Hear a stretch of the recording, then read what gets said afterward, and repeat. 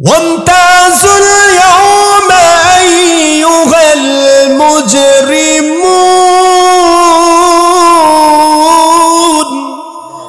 ألم أعهد إليكم يا بني آدم ألا تعبدوا الشيطان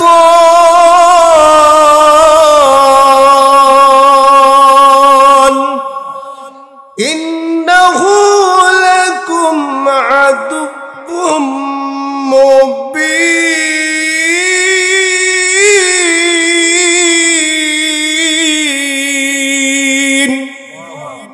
আমার বন্ধুগণ, সমস্ত মানুষ যখন আল্লাহর সামনে দাঁড়িয়ে যাবে, কারো গায়ে কোনো জামা কাপড় থাকবে না, পরনে কোনো লুঙ্গি থাকবে না, পায়ে কোনো জুতা থাকবে না, সবাই উলঙ্গ, নারীরা উলঙ্গ, পুরুষ উলঙ্গ, সমস্ত মানুষ উলঙ্গ হয়ে যখন আল্লাহর সামনে দাঁড়িয়ে যাবে, এমত অবস্থা আল্লাহ তাআলা বিচার শুরু করবেন। এক পর্যায়ে আল্লাহ পাক রব্বুল আলামিন বলবেন, ওয়ামতাজুল ইয়াউমা আইয়ুহাল মুজরিমুন, হে পাপীরা, হে নাফরমানরা, আজকে তোমরা জুদা হয়ে যাও, আলাদা হয়ে যাও, আমার নেককার বান্দা বান্দি থেকে আলাদা হয়ে যাও। ওই সময় ভাগ হয়ে যাবে, একদল মানুষ ডান দিকে চলে যাবে, আরেক দল মানুষ বাম দিকে চলে যাবে। যারা ডান দিকে চলে যাবে এরা জান্নাতি, সুবহানাল্লাহ। আর যারা বাম দিকে চলে যাবে, ডান দিকে যারা যাবে এদের চেহারা সুন্দর হয়ে যাবে, আর যারা বাম দিকে যাবে এদের চেহারা কালো হয়ে যাবে। তার মানে দল হবে দুইটা, প্রথম একদল জান্নাতি আর একদল জাহান্নামী। কথাকার আমার ভাইয়েরা, আজকে বেনামাজি নামাজি বেনামাজি একই চার দোকানে বসে চা খাওয়ার সুযোগ আছে। দেখা যায় স্বামী নামাজি, স্ত্রী বেনামাজি একই সাথে ঘুমায়, সন্তান নামাজি, বাবা বেনামাজি একই সাথে খানা খায়, একই সাথে উঠা বসা করে, একই বাজারে দোকানদারি করে, আসনা নাই। কিন্তু কিয়ামতের দিন এমনটা হওয়ার কোনো সুযোগ নাই। নেককাররা একদিকে, পাপিষ্ঠরা আরেক দিকে চলে যাবে। আল্লাহ পাক রব্বুল আলামিন বললেন ওই সময় কি হবে দেখেন। আল্লাহ পাক রব্বুল আলামিন বললেন, ইয়াউমা ইয়াফিরুল মারউ মিন আখিহি ওয়া উম্মিহি ওয়া আবিহি। ইয়াউমা ইয়াফিরুল মারউ মিন আখিহি, সেই দিন মানুষ পালাবে। মিন আখিহি, ভাইকে দেখার পরে দিবে দৌড়। মৎস্য বাজার, এই বাজারে আপনার ছোট ভাই ঝগড়া করলো আরেকজনের সাথে, দোষ কিন্তু আপনার ছোট ভাইয়ের সব। আর যার সাথে ঝগড়া লাগলো তার কোনো দোষ। আপনি বড় ভাই বাড়ির থেকে শুনলেন যে আপনার ছোট ভাইকে মারছে, কার দোষ কার গুণ এটা দেখার সুযোগ দৌড়ায়। আরে আমার বাইরে মারছে, আমার ভাই বিপদে পড়ছে, দৌড় দিবনি, কথা কন দিবনি। কিন্তু কিয়ামতের দিন ভাইয়ের কথা কেন বললেন? বড় ভাই যখন দেখবে ছোট ভাই আসতেছে সামনে, ছোট ভাই যখন দেখবে বড় ভাই আসতেছে, দেখার পরে ভাইকে দেখার পরে দিবে দৌড়। কথাকার এই দুনিয়ার জমিনে আমি মনে করি আমার আম্মার চাইতে, আমার আব্বার চাইতে আপনার কেউ নাই, ঠিক কিনা? সন্তান বিপদে পড়লে এগিয়ে আসে, সন্তান বিপদে পড়লে মা বাবার রাতে ঘুম নাই। সন্তান অসুস্থ হয়ে গেল, গত কয়েকদিন আগে বাগলপুর হাসপাতালে একজন মা হাসপাতালের দরজার সামনে দাঁড়িয়ে, গেটের সামনে দাঁড়িয়ে কান্না করতেছে। আমি বললাম কান্না করেন কেন? হুজুর, একটা মাত্র সন্তান, কিডনির সমস্যা, নষ্ট হয়ে গেছে। ডাক্তার বলছে 5 লক্ষ টাকা লাগবে। আমি গরিব মানুষ, টাকা কোথায় পাবো? কিন্তু হুজুর, আমার ছেলেকে আমি সুস্থ চাই, সুস্থ করার জন্য যদি আমার শরীরে আমার কিডনি বিক্রি করতে হয়, চোখ বিক্রি করতে হয়, আমি মার জীবনের বিনিময়ে হলেও আমি আমার সন্তানকে জীবিত চাই। মহিলাটা কান্না করতেছে, মানুষগুলো তার ডানে বামে দাঁড়িয়ে আছে আর তার কান্না শুনতেছে। বলতেছে ডাক্তার বলছে যদি 5 লক্ষ টাকা ব্যবস্থা করতে পারি তাহলে আমার ছেলেকে বাঁচানো সম্ভব। আসেনি এরকম ঘটনা? এমত অবস্থা বাবা পাগল হয়ে যায়, সন্তান অসুস্থ, সুস্থ করার জন্য মা পাগল হয়ে যায়, বাবা পাগল হয়ে যায়। মা বিপদে পড়ছে, সন্তান পাগল হয় না। দুনিয়ার জমিনে মা অসুস্থ, সন্তান আরামে ঘুমায় সারা রাত, আছে না নাই? কিন্তু সন্তান অসুস্থ হয়ে গেলে মার চোখে ঘুম নাই, বাবার চোখে ঘুম নাই। কারণ এটা দুনিয়া, এটা আখিরাত না।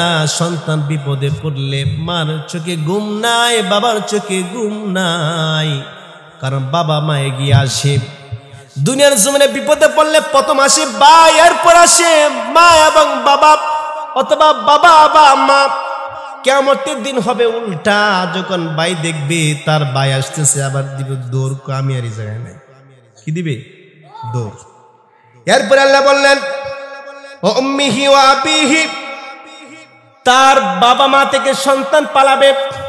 যখন দেখবে মা আসতেছে, বাবা আসতেছে সন্তানের দিকে, তখন সন্তান মনে মনে চিন্তা করবে, আহারে দুনিয়ার জমিনে আমার মা ছিল, বাবা ছিল, যে আব্বা আম্মা আসতেছে, যদি আজকে একটা নেকি চায়, যদি বলে বাবা রে আমি তোরে খুব কষ্ট করে লালন পালন করেছিলাম, 10 মাস 10 দিন গর্ভে রেখেছিলাম, 2 বছর দুধ পান করাইছিলাম, আজকে আমি বিপদে পড়ছি, একটা নেকির জন্য আমি জাহান্নামী হয়ে গেছি, একটা নেকি দাও। এই জন্যই সন্তান মা বাবাকে দেখার পরে দৌড়াবে। আবার আব্বা আম্মা যখন দেখবে সন্তান আসতেছে বলবে আমি আর এই জায়গায় নাই। কারণ সন্তান যদি বাপ মার কাছে নেকি দাবি করে, এর জন্যই মা দৌড়াবে, বাবা দৌড়াবে, সন্তান দৌড়াবে, ভাই দৌড়াবে, ছোট ভাই বড় ভাই থেকে দৌড়াবে, বড় ভাই ছোট ভাই থেকে দৌড়াবে। কথাটা কার? কিন্তু দুনিয়ার জমিনে বিবাহ করার পরে অনেক সন্তানের মা বাবা আর আপন থাকে না, মা বাবা পর হয়ে যায়, তখন বিবি আপন হয়, আছে না নাই? বিবি যা কথাই আসেনি। বিবি যদি কয় তোমার আব্বা আম্মার হলে আর সংসার করা সম্ভব না, কি করতে হবে? করে এই যে কটিয়া দি একটা বাসা ভাড়া লইয়ে দেওয়া লাগবে। তখন অনেক স্বামী কি করবো, বিবির কথা শুনে, শোনার পরে আব্বা আম্মাকে বাড়িতে রেখে বিবিরা খুশি করতে গিয়া বাপ মা রেখে চলে যায়, আসে না নাই? এই সন্তান শোনো, কিয়ামতের দিন আল্লাহ পাক রব্বুল আলামিন বললেন ও সাহিবাতিহি ওয়া বানি, বিবিকে দেখার পর স্বামী দৌড়াবে, স্বামীকে দেখার পরে বিবি দৌড়াবে। দুনিয়ার জমিনে আমার তো বিবাহ হয়েছিল, স্বামী ছিল, কিন্তু তুমি কে, তোমাকে তো চিনি না। মা বলবে আমার সন্তান ছিল কিন্তু তুমি কে, তোমাকে চিনি না। বাবা বলবে আমার সন্তান ছিল কিন্তু তুমি কে, তোমাকে চিনি না। সন্তান বলবে দুনিয়ার জমিনে আমার আব্বা আম্মা ছিল কিন্তু তুমি কে, তোমাকে তো চিনি না। কারণ পরিচয় দিলে ঝামেলা আছে না নাই? কথা কোন আছে না নাই? তিনি পরিচয় দিতে চাইবেন। সন্তান থেকে পালাবে, বিবি পালাবে, স্বামী পালাবে। এজন্য আমার বের আল্লাহ পাক রব্বুল আলামিন বললেন এই অবস্থা কেন হবে? শুনো, অবস্থা হওয়ার কারণ হচ্ছে লিকুল্লি ইমরিইম মিনহুম ইয়াওমাইদিন শা'নুন ইউগনি।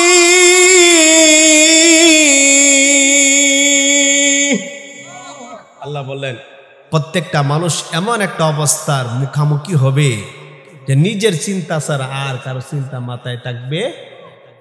এরপরে আয়াতে দেখেন আল্লাহ বলছেন কি সুন্দর করে, উজুহু ইয়াওমাইদিন মুসফিরাতুন দাহিকাতুম মুস্তাবশিরা ওয়া উজুহু ইয়াওমাইদিন আলাইহা গাবারা তারহাকুহা কাতারা উলাইকা হুমুল কাফারাতুল ফাজারা। কথাগুলো কার? আল্লাহ বললেন উজুহু ইয়াওমাইদিন মুসফিরা, সেই দিন কত মানুষের চেহারা উজ্জ্বল হয়ে যাবে, নূরে ঝলমল করতে থাকবে। রাসূল আরবি সাল্লাল্লাহু আলাইহি ওয়াসাল্লাম বললেন আমার উম্মত হওয়ার পরে যে মানুষটা 5 ওয়াক্ত নামাজের ওযু করে, ওযুর যতগুলো জায়গা পানির মাধ্যমে ভিজে প্রত্যেকটা জায়গা থেকে নূর চমকাতে থাকবে। সুবহানাল্লাহ। কত মানুষের চেহারা উজ্জ্বল হয়ে যাবে। দাহিকাতুম মুস্তাবশিরা, তাদের চেহারা কালা মলিন হবে না, আব্দুল্লাহ মলিন হবে না, চেহারা মধ্যে হাসির একটা ভাব। কারণ কোন ছাত্র যদি এসএসসি পরীক্ষা দেয় যদি ফেল করে 2 বিষয়ে, তাহলে মুখটা কি হয়ে যায়? আর যদি ফাঁস করে আনন্দ হয়নি, হাসতে হাসতে হাসতে আব্বা ফাঁস করছি, আম্মা ফাঁস করে লাইছি, আরে গোল্ডেন প্লাস পাই লাইছি, ঠিক কিনা বলে? এর জন্য যাদের চেহারা উজ্জ্বল হবে তাদের চেহারার মধ্যে হাসি থাকবে। সুবহানাল্লাহ। এরপর আল্লাহ বললেন ওয়াজুহু ইয়াউমাইদিন আলাইহা গাবারা, আবার কারো চেহারা কালো হয়ে যাবে, ধুলা মলিন, চেহারার মধ্যে কোনো নূর থাকবে না, চেহারার মধ্যে কোনো আলো থাকবে না, আদাত সামনে কি সে দেখবে না, অন্ধকার হয়ে যাবে। আল্লাহ বললেন তার হাকুহা কতারা, তার চেহারা ধুলা মলিন হয়ে যাবে, ধুলা মলিন হয়ে যাবে কথাকার। সেই সময় কাদের চেহারার মধ্যে নূর থাকবে না, কাদের চেহারা কালো হয়ে যাবে। আল্লাহ পাক রব্বুল আলামিন বললেন উলাইকা হুমুল কাফারাতুল ফাজারা, যারা পাপিষ্ঠ এবং কাফের গুনাহগার তাদের চেহারা কালো হয়ে যাবে। কথাগুলো কার? যারা বলেন কার? এজন্য মারবে না হুজুর, বুঝলাম চেহারা, কার চেহারা কালো হবে, কার চেহারা উজ্জ্বল হবে না, আমরা আমাদের চেহারা কালো হোক এটা আমরা চাই না। আল্লাহ বললেন বান্দা, যদি কিয়ামতের দিন তোমার চেহারা উজ্জ্বল এবং সুন্দর দেখতে চাও তাহলে আমার নবীকে অনুসরণ করো, ফাত্তাবিউনি, নবীকে অনুসরণ করো। যদি নবীকে অনুসরণ করো ইউহিব্বুকুমুল্লাহ, আমি আল্লাহ তোমাদেরকে ভালোবাসবো। আর আল্লাহ যখন ভালোবাসবেন ইয়াগফির লাকুম যুনুবাকুম আল্লাহু গফুরুর রহিম। আল্লাহ যখন ভালোবাসবেন তখন গুনাহ মাফ করে দিবেন কে? গুনাহ নাই এই অবস্থায় যদি মারা যান তাহলে চেহারা কি উজ্জ্বল হবে না কালো হবে? কি হবে? উজ্জ্বল। কালো হইলেও উজ্জ্বল হবে। আর গুনাহ করছেন, চেহারা সুন্দর, কিয়ামতের দিন কালো হয়ে যাবে। কথা কার? নবীজি এবং সাহাবীরা বসে আছেন। এক পর্যায়ে নবীজি বললেন কিয়ামতের দিন হাসরের মাঠে আমার উম্মত যারা হবে এদের একটা দল প্রথম জান্নাতে যাবে। নবীজি বললেন আর এই দলের সংখ্যা হবে 70,000। সুবহানাল্লাহ। কত হাজার? যেরকম কত হাজার?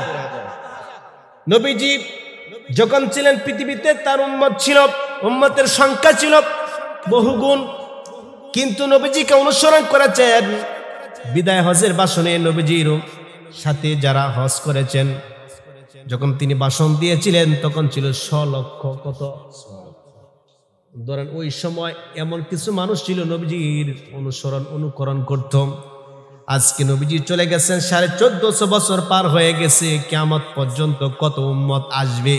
এদের মধ্য থেকে যদি একটা দল জান্নাতে যায় আর এই দলের সংখ্যা যদি হয় 70,000, তাহলে আমরা এই মশোয়া বা এই বেলদির মানুষ থাকার সুযোগ মাত্র 70,000। তাহলে আমরা কি এখানে ঢোকার সুযোগ আছে? নাই।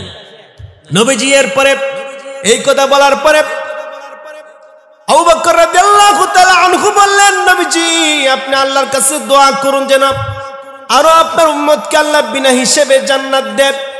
নবীজি দোয়া করলেন, আল্লাহ পাক রব্বুল আলামিন বললেন যে কিয়ামতের দিন প্রথম যাবে 70,000, এই 70,000-এর সাথে আমি আল্লাহ আরো 70,000 বাড়ায়া দিলাম। 70,000-এর সাথে যাবে আরো 70,000। এরপর আবু বকর রাদিয়াল্লাহু তাআলা আনহু বললেন নবীজি আপনি আবার দোয়া করুন। নবীজি আবার দোয়া করলেন, আল্লাহ পাক রব্বুল আলামিন বললেন নবীজি আপনার উম্মত প্রথম যাবে 70,000, এরপর 70,000-এর সাথে যাবে আরো 70,000, এরপর 70,000-এর এক হাজারের সাথে আমি আল্লাহ আরো 70,000 বাড়ায়া দিলাম। যেরকম আল্লাহ সুবহানাল্লাহ। বাড়তেছে না কমতেছে? তাহলে আবার আশা রাখেন যে এই এলাকার মানুষ আমরা যারা আছি আমরাও এই ঢোকার সুযোগ কি আছে, মানে আসতেছে সুযোগটা। এরপর আবু বকর বললেন ইয়া রাসূলুল্লাহ আপনি আবার দোয়া করুন। জান্নাত প্রাপ্ত একজন সাহাবী যিনি অসংখ্যবার জান্নাতের সুসংবাদ পেয়েছেন, একদিন অসময়ের মধ্যে মসজিদে বসে কান্না করতেছে, হাউ মাউ করে কান্না করতেছে, চোখ থেকে পানি পড়তেছে, আর চোখের পানি দাড়ি এবং জামা ভিজে যাচ্ছে। নবীজি কান্নার আওয়াজ শুনে মসজিদে ঢুকলেন, ঢুকার পরে দেখলেন আল্লাহর নবী সাহাবী আবু বকর কান্না করে। জান্নাত প্রাপ্ত একজন সাহাবী মসজিদে বসে কান্না করতেছে, হাও মাও করে কান্না করতেছে। নবীজি বললেন, আবু বকর কেন কান্না করো? আমার বন্ধুগণ, ওই সময় আবু বকর রাদিয়াল্লাহু তাআলা আনহু বলেছিলেন, ওগো আল্লাহর নবী, আল্লাহ পাক রব্বুল আলামিন কি আমাকে মাফ করছেন? আল্লাহ কি আমাকে ক্ষমা করেছেন? অথচ এই ব্যক্তিকে জান্নাতের সুসংবাদ দিয়েছিলেন কে? আপনারা এই লোকটা যদি কওয়া যায়, বা এই লোকটা যদি আগামীকালকে বলা যায় যে আপনি আল্লাহর জান্নাতি, এতে মাদারি যা ছিল ফালায়া অনেকে আছে যদি এই কথা, এখন আমরা যে মুসলমান এমন মুসলমান হয়েছি, যদি বলা হয় যে তুমি জান্নাতি, এই দুজনটা দোষ দিয়ে লাভ নাই, সবার গাড়ির দোষটা নেন। যদি এই মুহূর্তে যদি আমাদেরকে বলা হতো আমরা জান্নাতি, তাহলে মুখের দাড়ি যা ছিল দিয়ে ফেলায়া কিনা, নামাজ ধরার কি, আল্লাহ তো কইছে জান্নাতি, ঠিক না? এদ মসজিদের দ্বারের কাছে আইল। আর আবু বকর জান্নাতি বলার পরেও মসজিদে বসে কান্না করে, কান্না করতে করতে দাড়ি জামা ভিজে গেছে। নবীজি বললেন, আবু বকর কেন কান্না করো? আবু বকর বললেন, আল্লাহর নবী, আল্লাহ কি আমাকে মাফ করেছেন? নবীজি বললেন, আল্লাহ তোমাকে মাফ করেছেন? কি বলো হে আমার বন্ধু, দোস্ত? নবীজি বিপদের সময় আবু বকর ছিল নবীজির সাথী, ঠিক না? মক্কা ছেড়ে মদিনায় যাবেন, কেউ যায় না, আবু বকর গেছে, নবীজির সাথী, সফর সঙ্গী। আহা, এমত অবস্থা মহান আরশে আযমের মালিক আল্লাহর পক্ষ থেকে সূরাতুর রহমানের আয়াত নাজিল হয়ে গেল। আল্লাহ পাক রব্বুল আলামিন বললেন, বিশ্বনবী জনাবে মুহাম্মদুর রাসূলুল্লাহ সাল্লাল্লাহু আলাইহি ওয়াসাল্লামকে বললেন, হে নবী, আপনি আপনার বন্ধুকে বলুন, আবু বকরকে সুসংবাদ দেন। কোরআন আয়াত দিয়া বললেন কে বলেন? ওয়ালিমান খাফা মাকামা রাব্বিহি জান্নাতান ফাবিআইয়ি আলাই রাব্বিকুমা তুকাযযিবান।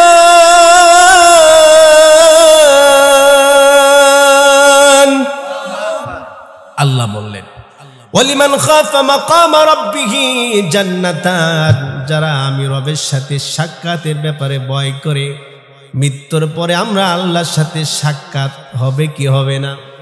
যেরকম হবে কি হবে না?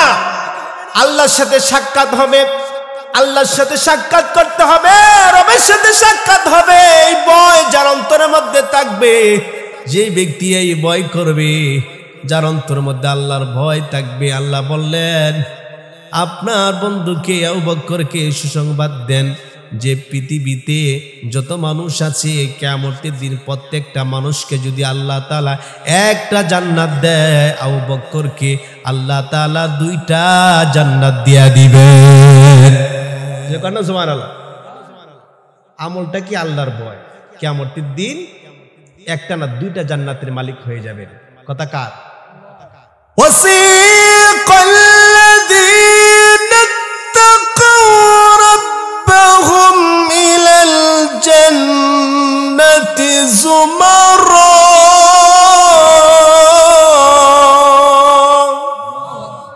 আল্লাহ বললেন, ওয়াসিকাল লাযীনা তাকাউ রাব্বাহুম, যারা তাদের রবকে ভয় করে, তাদেরকে দলে দলে হাঁকিয়ে জান্নাতের দিকে নিয়ে যাওয়া হবে। সুবহানাল্লাহ। তাহলে আমলটা কি? আল্লাহর ভয়। ভয় করবো কাকে? আচ্ছা, আল্লাহকে কি আমরা কেউ দেখেছি? কোন আল্লাহরে কেউ দেখছেন? কিন্তু বন্ডফিরেরা প্রতিদিন রাত্রে আল্লাহর স্বপ্ন দেখে, আসেনি এমন কিছু? আরে দুনিয়ার চক্ষু দিয়ে আল্লাহকে দেখা সম্ভব না। এই যে আল্লাহকে দেখেন না, অনেক মানুষ মসজিদে আজান হয়, চার দোকানে বসে আড্ডা দেয়, টিভি দেখে, আসে না নাই? এই যে গুনাহগুলো করতেছেন, আজকে মাহফিল শেষ পর্যায়ে, আমি আলোচনা শেষের দিকে নিয়ে যাচ্ছি। তিনটা কথা মাথায় রাখবেন, যখন গুনাহ করার মন চাইবে মনে মনে ভাববেন আমাকে কেউ দেখে না, দেখতেছেন আল্লাহ। 2 নাম্বার, আমি যে গুনার কাজ করতেছি, গুনাহ করতেছি, ডান পাশে একজন ফেরেশতা আছে, বাম পাশে একজন ফেরেশতা আছে, লিখতেছে। 3 নাম্বার, আমি যে গুনাহ করতেছি, এই গুনাহ করা অবস্থায় যদি আমার মৃত্যু হয়, তাহলে মৃত্যুর পরে জবাব দিতে হবে কার কাছে? চিন্তা করেন, এই 3টা কথাই যদি মাথায় রাখেন, তাহলে গুনাহ করার মন চাইবে না। আল্লাহর কসম করে বলতেছি, যদি মনে মনে ভাবেন সব সময় আমাকে আল্লাহ দেখেন, 12 ঘন্টা না 24টা ঘন্টা, 5 ঘন্টা না 24টা ঘন্টা আপনাকে আমাকে দেখতেছেন কে? এরপরে 24টা ঘন্টা ডান পাশে একজন ফেরেশতা লিখতেছে, বাম পাশে ফেরেশতা লিখতেছে। এটা যদি মাথায় রাখেন এবং মনে মনে যদি ভাবেন আরে আমি যে গুনাহ কাজ করব, এই গুনাহ করা অবস্থায় যদি আমার মৃত্যু হয়ে যায়, কিয়ামতের দিন কি জবাব দিব? এই 3টা কথা মাথায় রাখলে আমার বিশ্বাস একটা মানুষও পাপ কাজে লিপ্ত হবে না, ঠিক কিনা? কারণ ভয় করছে কাকে? এই যে ব্যক্তি আল্লাহকে ভয় করবে, আল্লাহ বলে ইন্নাল্লাযীনা ইয়াখশাউনা রাব্বাহুম বিল গায়বি লাহুম মাগফিরাতুন ওয়া আজরুন কাবীর। আল্লাহু আকবার। নিঃসন্দেহে যারা তাদের রবকে না দেখে ভয় করে, আল্লাহকে আমরা দেখি নাই, দেখার সুযোগও কিন্তু ভয় আসেনি। আল্লাহ বলেন গুনাহ করছো, পাপ কাজ করছো, আজকে তওবা করো, আমি আল্লাহকে দেখো নাই, ভয় করো, লাহুম মাগফিরা। ভয় করলে যা গুনাহ করছেন 50 বছরের, 40 বছরের, 30 বছরের, 100 বছরের যা গুনাহ করছেন সব মাফ করে দিবেন কে? ওয়া আজরুন কাবীর, এবং পুরস্কার দিবেন কে? আল্লাহ। দেখেন, এখন তওবা করে মারা গেছেন, কিয়ামতের দিন আল্লাহ তাআলা বলবেন যে হিসাব বিকাশ যখন শুরু করবেন, তখন আপনি তওবা করছেন কিন্তু কোনো গুনাহ নাই, একটা নেক আমল আছে, শুধু সুবহানাল্লাহ কইছিলেন, সুবহানাল্লাহ আছে, আর কোনো নেক আমল নাই। এখন যদি এক পাল্লার মধ্যে ঈমান রাখে, নেক আমল রাখে, আরেক পাল্লার মধ্যে তো গুনাহ আসেনি, গুনাহ তো নাই, গুনাহ আছে নাই, তখন ওজন করলে নেকির পাল্লা ভারী হবে না গুনার পাল্লা ভারী হবে? নেকির পাল্লা, নেকির পাল্লা যার ভারী হবে এর কি হিসাব নিকাশ হবে না বিনা হিসেবে জান্নাত? তাহলে নবীর উম্মত যে প্রথম একটা দল বিনা হিসেবে জান্নাতে যাবে, এই দলের মানুষের কোনো হিসাব নিকাশ আল্লাহ নিবেন না। আল্লাহ বলবেন সুজা জান্নাতে যাও। এদের সংখ্যা হবে কত? মনে আসেনি না ভুলে গেছে? কত হাজার? এরপরে 70,000-এর সাথে আরো, এরপরে 70,000-এর 1,000-এর সাথে আরো, এরপর আবু বকর রাদিয়াল্লাহু তাআলা আনহু বললেন ইয়া রাসূলুল্লাহ সাল্লাল্লাহু আলাইহি ওয়াসাল্লাম, আপনি আবার দোয়া করুন যেন আল্লাহ আরো বাড়ায় দেয়, আরো বাড়িয়ে দেয়, আপনার উম্মতকে বিনা হিসেবে জান্নাত দেয়। নবীজি আবার দোয়া করলেন, আল্লাহ বললেন 70,000-এর এক একজনের সাথে আমি আল্লাহ আরো 70,000 বাড়ায়া দিলাম। যেটা কন্যা সুবহানাল্লাহ। এখন চিন্তা করেন যে না, এইবার হুজুর ঢোকার সুযোগ হইছে, ঠিক না? এরপরে আবু বকর বলেন ইয়া রাসূলুল্লাহ, আপনি আবার দোয়া করেন। আল্লাহু আকবার কইতেন না? আর নবীজির আরো দোয়া করেন। নবীজি দোয়া করতেছে কার কাছে? রে ভাই, নবীজি যদি চাইছে আল্লাহর কাছে, না আপনার সন্তান হয় না, আমার সন্তান হয় না, মাজারাওয়ালার কাছে গিয়া চায় কোনো লাভ নাই, ঠিক কিনা বলেন? চাইতে হবে কার কাছে? আল্লাহর কাছে। নবীজি আবার দোয়া করলেন, যখন আবু বকর বললেন ইয়া রাসূলুল্লাহ সাল্লাল্লাহু আলাইহি ওয়াসাল্লাম, আপনি আবার দোয়া করেন। উমর বাধা দেয়। উমর কয়, হে আবু বকর, বারবার নবীজিকে বিরক্ত করতেছো, বারবার দোয়া করার জন্য বলতেছো, চুপ করো আল্লাহ। এবার আবু বকর ডাক দেয়া বলে, হে ভাই উমর, কিয়ামতের দিন হাসরের মাঠে যদি আল্লাহ তার নবীর সমস্ত উম্মতকে বিনা হিসেবে জান্নাত দেয়, তোমার সমস্যা নাকি?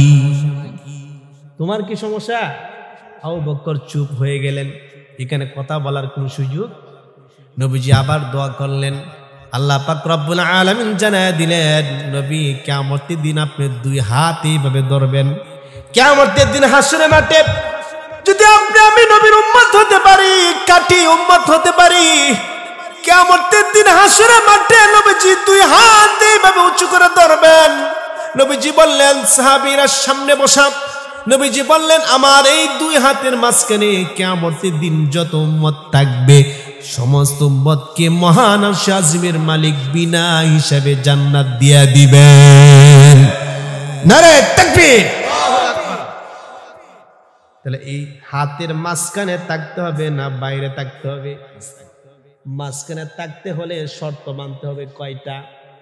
একটা শর্ত, ফাত্তাবিউনি, আমার নবীকে অনুসরণ করো। নবীর অনুসরণ যতক্ষণ পর্যন্ত না করবেন, নবীর সুন্নাত না মানবেন, ততক্ষণ পর্যন্ত সুন্নি হওয়া যায় না। কিন্তু আমাদের দেশে যাদের মুখে দাড়ি নাই, নামাজ পড়ে না, প্রস্রাব করে ডিলা কুলুপ ব্যবহার করে না, রবিউল আউয়াল মাস আসলে এরা হয়ে যায় নবীর আশেক। আর যারা সারা বছর নবীর সুন্নত মানে তারা হয়ে যায় ওয়াহাবি। ঠিক কিনা? হুজুর একটা শর্ত মানতাম, নবীজিকে এত গুরুত্ব আল্লাহ কেন দিলেন? দলিল আসেনি?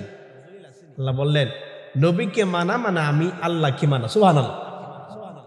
দলিল সূরাতুন নিসা 80 নম্বর আয়াত, 80 নম্বর আয়াতের মধ্যে আল্লাহ বলেন, মাইয়্যুতি'র রাসূল ফাকাদ আতা'a আল্লাহ।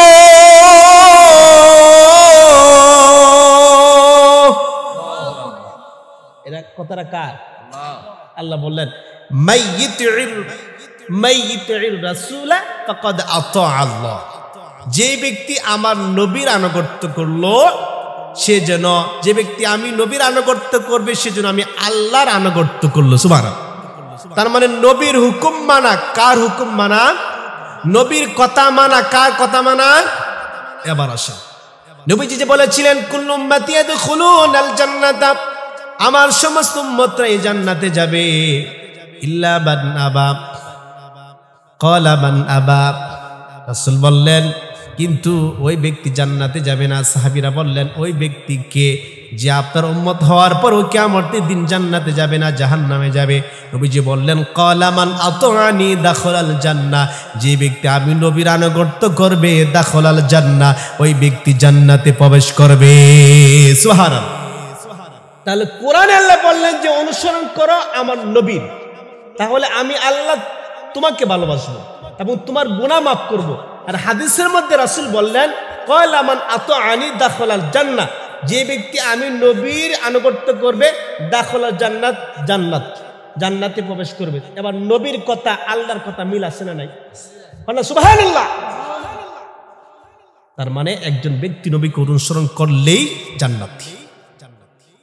এবার আসেন কাব ইবনে আশরাফ, কয়, নবীজি, হে মুহাম্মদ, তোমাকে নেতা মানব না, তোমার আনুগত্য করব না।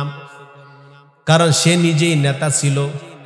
ইহুদিরা, আহলে কিতাবরা জানতো মুহাম্মদ সত্য নবী, এরপরে মানে নাই। কারণ যদি নবীকে নেতা মানে তাহলে তাদের নেতাগিরি তাকে, মুহাম্মদ আব্দুল্লাহর বেটা, বাপ নাই মা নাই, হেরে নবী মানতাম, হেরে নেতা মানতাম।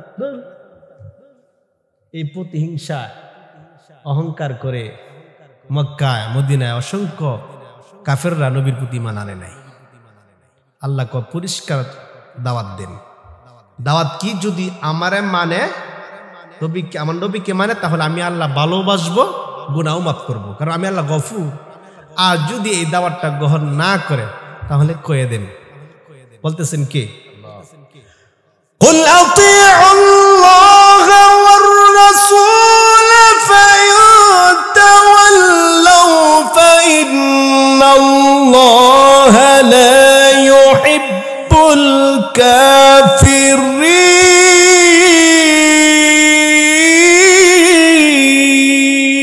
আল্লাহু আকবার। দেখেন, প্রথম আয়াতেও কুল, নবী আপনি বলুন। এরপর আয়াতেও কুল, নবী আপনি বলুন। কি বলুন? আতিউল্লাহ ওয়ার রাসূলা, যদি তারা আমি আল্লাহর আনুগত্য করে, আপনার আনুগত্য করে, এই দাওয়াতটা দেন, পরিষ্কার দাওয়াত দেন, আমি আল্লাহর আনুগত্য করা আর আপনার আনুগত্য করা দাওয়াত দেন। যদি তারা দাওয়াতটা গ্রহণ না করে তাহলে জানায়া দেন ফাইন তাওয়াল্লাউ ফাইন্নাল্লাহা লা ইউহিব্বুল কাফিরিন। তারা কাফের, তারা কি? আর তাদেরকে আল্লাহ পছন্দ করেন না, তাদেরকে আল্লাহ ভালোবাসেন না, তাদেরকে আল্লাহ পছন্দ করেন না। যারা আল্লাহর আনুগত্য করে না, নবীর আনুগত্য করে না, সে যত বড় কোটিপতি, যত সুন্দর মানুষ, বাংলাদেশের মানুষ হোক আর আমেরিকার মানুষ হোক, এতে কোনো পার্থক্য নাই। কারণ পার্থক্য হচ্ছে এই জায়গায় আল্লাহর আনুগত্য করা, নবীর আনুগত্য করা। এই দাওয়াতটা আজকে দিয়ে গেলাম, এই এলাকার মানুষেরা, পুরুষ এবং নারী যারা শুনতেছে, যত দূর মাইকের আওয়াজ যাচ্ছে, আমরা আনুগত্য করব কার? আরো জুড়ে বলেন কার? এবার আসেন হুজুর, আল্লাহর আনুগত্য কি? আল্লাহর আনুগত্য হচ্ছে আল্লাহর সমস্ত আদেশগুলো মানা আর সমস্ত নিষেধগুলো বর্জন করা। এটা কার আনুগত্য? আল্লাহটা বুঝলাম, হুজুর নবীরটা কি? নবীজি বললেন মা আতাকুমুর রাসূলু ফাখুদুহু ওয়া মা নাহাকুম আনহু ফান্তাহু। নবীজি যা নিয়ে এসেছে তা ধরো এবং যা করতে নিষেধ করেছে তা ছাড়ো। এবার আসেন নবীজি নিয়ে আসছে কি? যেরকম কি? তাহলে কোরআন ধরতে হবে নি? ধরেন রমজান মাসে একবার, বছরে একবার। হুজুর কোরআন তো ধরি, কেমনে ধরি? বছরে একবার ধরি না। আমি গত কয়েকদিন আগে এক বয়ানে বললাম যে কোরআনটা ধরেন। হুজুর আমরা কি মনে করছেন কোরআনটা ধরি না? আমি কই হ্যাঁ ধরেন তো। কেমনে? রমজান মাসে মাসটা খতম দেই। কয় খতম দেই? তাহলে রমজান মাস আসলেই কি ধরতে হবে না সারা বছর ধরতে হবে? কিন্তু আমরা তো ধরি শুধু এক মাস। কয় মাস? 3 খতম দিছে পুত্রবধূ। গত রমজানে আমার এক হুজুর 500 টাকা দেখ হুজুর বকশা দেন। কি দি?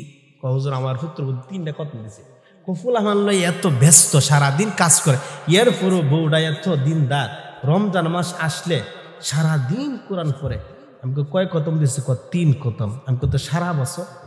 সারা বছর এই যে খতম শেষ হয়েছে, এই যে তুই রাখবো, আর সারা বছর দাঁড়ায় কাছেও যায় না, আসেনি? তাহলে আল্লাহ কইছে যে দর। কি দর?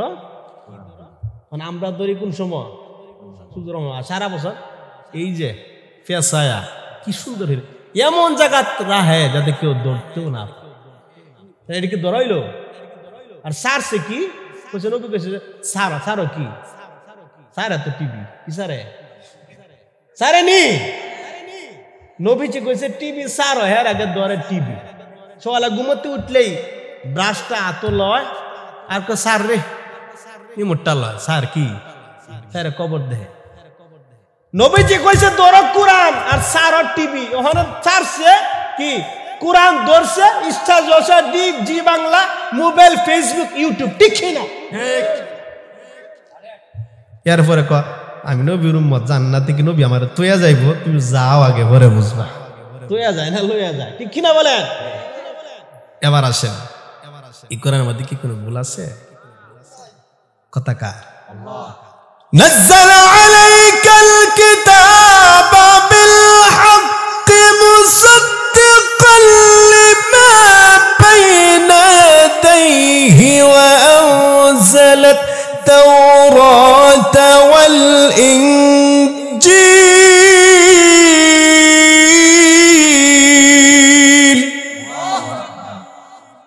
এই কোরআনটা ধরবেন। আল্লাহ কয় নাযালা আলাইকাল কিতাবা বিল হক।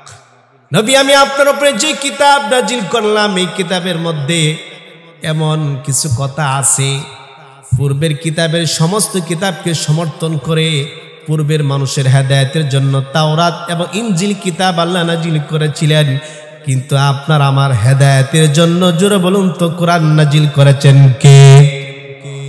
এই যে সারা বছর কোরআনের কাছেও জান্নাত ধরেন না, সোয়ান্না কথা আকনো ভরে। এটা শুরুতে আল্লাহ সুন্দর করে বলে দিয়েছেন আলিফ লাম মিম।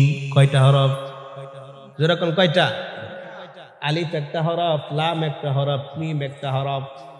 কেউ যদি আলিফ লাম মিম একবার তেলাওয়াত করে 3টা হরফে 30 নেকি, সুবহানাল্লাহ। কেউ যদি বিসমিল্লাহ পড়ে একবার, বিসমিল্লাহির রহমানির রহিম, এখানে 19টা হরফ। কয়টা হরফ? একটা হরফে 10টা করে নেকি হলে 190 নেকি। বিসমিল্লাহ সকালবেলা কোরআনটা নামাজ পড়ে, ফজরে নামাজ পড়ে কিছুই পড়তে পারেন না, যদি কোরআনটা এইভাবে হাতে নিয়ে বাহির করে যদি পড়েন বিসমিল্লাহির রহমানির রহিম, পড়েন বিসমিল্লাহির রহমানির রহিম। হরফ হলো কয়টা? 10 কইরা হয়েছে, জমা হয়েছে নি সবার আমল? 3। হুজুর পড়তে পারি না, কপাল খারাপ, শিখি নাই ছোটবেলা, কি করব? মক্তবে এসে ফজরে নামাজ পড়ে যখন ইমাম সাহেব তেলাওয়াত করে, একটা বার তেলাওয়াত শুনেন, শুনলেও সব, পড়লেও সব। কথাকার এই যে তৈরি রাখছেন আলমারির ভিতরে, সুকেসের ভিতরে, বছরের পর বছর কোরআনের সাথে সাক্ষাৎ নাই। আল্লাহ কয় ফাত্তাবিউনি, যারা অনুসরণ করবে আবার নবীকে। আমরা বললাম কিভাবে অনুসরণ করব? আল্লাহ কোরআন দিয়া বলেন, কোরআন দিয়া বলেন কে? ইত্তাবিউ মা উনজিলা ইলাইকুম মির রাব্বিকুম ওয়া লা তাত্তাবিউ মিন দুনিহি আউলিয়া, মিন দুনিহি আউলিয়া কলিলাম মা তাযাক্কারুন।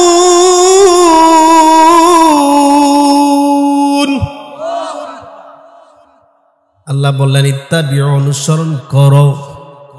যদি বলেন হুজুর কি অনুসরণ করব? আল্লাহ যে বলছেন, আল্লাহ বললেন মা উনজিলা ইলাইকুম মির রাব্বিকুম, তোমাদের রবের পক্ষ থেকে যা নাজিল করা হয়েছে তা। সুবহানাল্লাহ।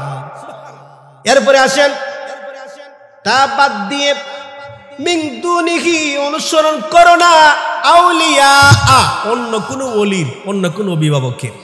কথা কার? এই যে এতক্ষণ এই উপদেশগুলো কার? এবার মানার সংখ্যা কম না বেশি? কম। আকালিলাম মা তাযাক্কারুন, আল্লাহ বললেন তোমরা খুবই কম সংখ্যক মানুষ আমার উপদেশ মানো, আর বাকিরা হুজুরে কোক না, হুজুরের কথা হুজুরে কইবা, আমি মানতাম না। আছে না নাই? এদের অন্তরে মোহর মারছেন কে? খাতামাল্লাহু আলা কুলুবিহিম ওয়া আলা সামইহিম ওয়া আলা আবসারিহিম ওয়া আলা আবসারিহিম গিশাওয়াতু ওয়া লাহুম আযাবুন আযীম।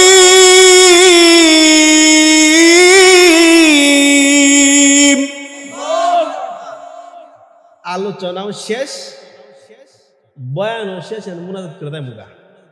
আল্লাহ বললেন যারা কইতেছেন মনে মনে করো ভাই, আর হুজুরে কুট না, কোরআন শরীফ জানা হয়নি থাকবে, হুজুরে কইলে কি মানা লাগবো?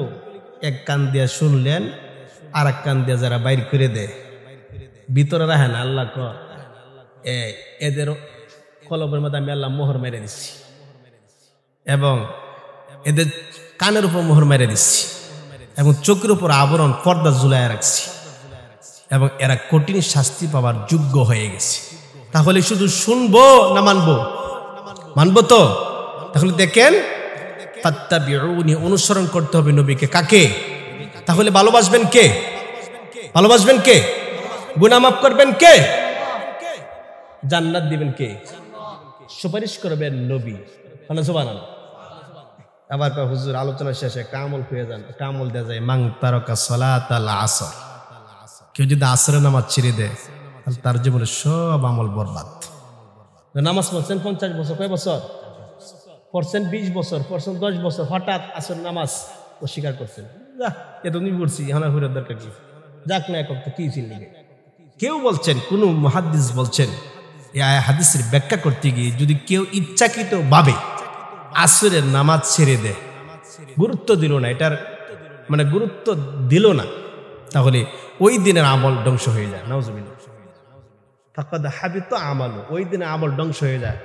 রাসূল বলছেন, কেউ বলছেন যে তার জীবনে সব আমল বরবাদ হয়ে যায়। নাউজুবিল্লাহ। আবার তওবা করে কালিমা পড়ে মুসলমান হইয়া এরপরে আবার নামাজ শুরু করা লাগে, কত কঠিন। আবার 2 ওয়াক্ত পড়লে জান্নাতি, কোন সুবহানাল্লাহ। কয়েকত রাসূল বললেন, মান সাল্লাল বারদাইনি দাখালাল জান্নাহ, 2 ঠান্ডার নামাজ, বারদাইন, এই 2 ঠান্ডার নামাজ যারা আদায় করবে দাখালাল জান্নাহ, তারা জান্নাতে প্রবেশ করবে। সুবহানাল্লাহ। 2 ঠান্ডার নামাজ মানে কি? কয়েকত, এক হচ্ছে আসর আর হচ্ছে ফজর। তো গত কয়েকদিন আগে এক মাহফিলে এই কথা বলছি, এক ব্যক্তি কয়, হুজুর এতদিনে গে পাইছি সঠিক কথা। কি কথা? কেমনে? সারা জীবন হুজুর আঁকা 5 ওয়াক্ত নামাজ পড়া, আজ যোগে আপনি কইলেন 2 ওয়াক্ত। আমি তো এটাই চাইছিলাম। আমি তো কে রে কামনা করছেন 2 ওয়াক্ত পড়লে আল্লাহ জান্নাতি। এই কথা তো সহজ কথা তো কেউ কয় না, তার মানে এটা হাদিস, রসুলের কথা। রসুলের কথা অবশ্যই সত্য। আজ্যতে হুজুর এতদিন নামাজ পড়তাম না, কারণ 5 বার উজু করা এটা ঝামেলা। আরে 5 বার শীতের দিন উজু করা, নামাজ পড়া খুব ঝামেলা। যখন 2 ওয়াক্ত পড়লে জান্নাতি হুজুর, 2 ওয়াক্ত আর ছাড়তাম না। 3 ওয়াক্ত কি এমন না, 3 ওয়াক্ত পড়তে হবে, এই 2 ওয়াক্ত পড়তে হবে। কিন্তু এই 2 ওয়াক্তের ফজিলত, গুরুত্ব বেশি কার কাছে? কারণ এই 2 ওয়াক্ত নামাজ খুব কষ্টের নামাজ, খুব কঠিন নামাজ। আরে আরামে ঘুমাই যাবে, অনেকে ল্যাপটা লইয়া তুষক কি জাসিম বিছাইছে, আরামে বিছনা ঘুমাইছেন, কম্বল ল্যাপ গাই দিয়ে ঘুমাইছেন। কিছুক্ষণ পরে হুজুর আজান দিছে, আই রে এই আরাম থেকে উঠে গিয়ে নামাজটা পড়তাম, যা ঘুমায় যাই। আল্লাহ রাসূল কয়, এই কষ্ট যে করলা, আরামের ঘুমটা হারাম করে ঠান্ডা পানি দিয়া উজু করে ফজরের নামাজটা আদায় করলা। আসরের নামাজ অনেকেই যারা গরু বেচা কিনা করে, এরা তো আসর মাগরিব শেষ, আছে না নাই? যারা গরু কিনে বা গরু বেচে, গরু লিয়ে আড়ো যায়, ধান লয়ে গেছে, গম লয়ে গেছে, এরা কি আসর পড়ার সুযোগ আছে? মাগরিব পড়ার সুযোগ আছে? তাহলে না, আসর নামাজ মানুষ ব্যস্ত, আসরের সময় সবাই ব্যস্ত। এই জন্যই আসর এবং ফজর যারা গুরুত্ব সহকারে নিয়মিতভাবে আদায় করবে, দাখালাল জান্নাহ, এরা জান্নাতে প্রবেশ করবে। কথা রাসূলের। আর রাসূলের কথা মানে কার কথা? তাহলে এই আমলটা করবো ইনশাআল্লাহ। আল্লাহ পাক রব্বুল আলামিন, অনেক রাত হয়ে গেছে, মানুষের সংখ্যা একেবারেই, শীত তো ঠান্ডা বেশি, অনেকে চলে গেছে, আর অনেকে ঘর থেকে তো শোনা যায়, তাহলে যাওয়ার দরকার কি? ঠিক কিনা? তাহলে এরকম অনেকে আছেন। যাক, এখন আর আলোচনা 12টা বেজে গেছে, এখন আমরা মোনাজাত করব। এখন মনে মনে তওবা করেন সবাই, যে যা গুনাহ করছে তওবা করেন। কারণ তওবা করবেন কার কাছে? কিন্তু আমরা দেশে সিস্টেম অন্যটা। সিস্টেম কি? অন্য সিস্টেম। এই গোরাপুরে রয়েছে বাপ 10 বছর, হুজুর এখন তো সময় শেষ, চলেন একটু তওবা করাইবেন।